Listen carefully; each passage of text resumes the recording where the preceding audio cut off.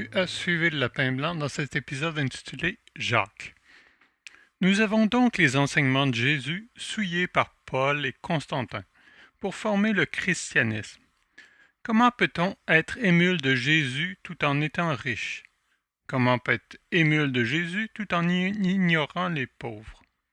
Après la mort de Jésus, son frère Jacques a repris le flambeau. Les chrétiens n'en parlent pas trop car il dérange leur dogme. Jacques fut surnommé le Juste, car son jugement était sûr. Il aidait les plus démunis et était respecté tant des prêtres que des simples citoyens. Il fut condamné par le grand prêtre corrompu Ananus en 62 et lapidé. Sa défense des pauvres et des faibles dérangeait l'élite.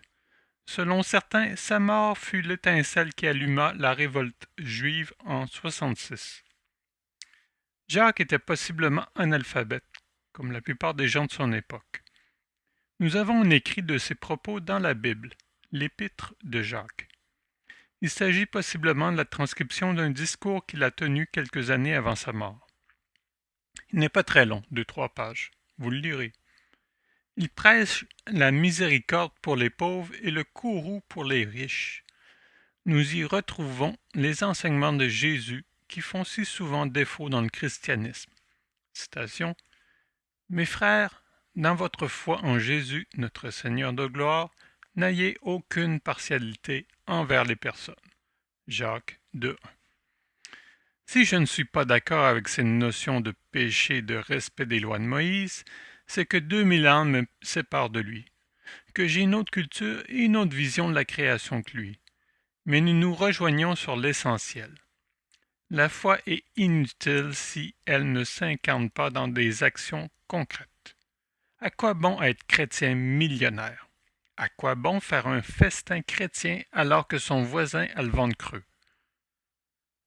Zarton disait comment lui et ses collègues avaient été choqués, même répugnés, de constater combien des humains crevaient de faim ou souffraient en solitude. Tout le contraire de ce qu'enseignait Jésus, puis repris par son frère Jacques. Nous ne pouvons pas nous élever comme espèce et comme planète en continuant à nous comporter en égoïstes. Ce n'est pas la vision divine de l'univers. Nous devons apprendre à nous unir et à nous soucier les uns des autres. Car nous formons un grand tout.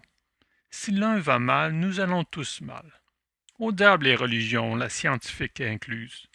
Il est temps que nous nous comportions comme des dignes créatures divines.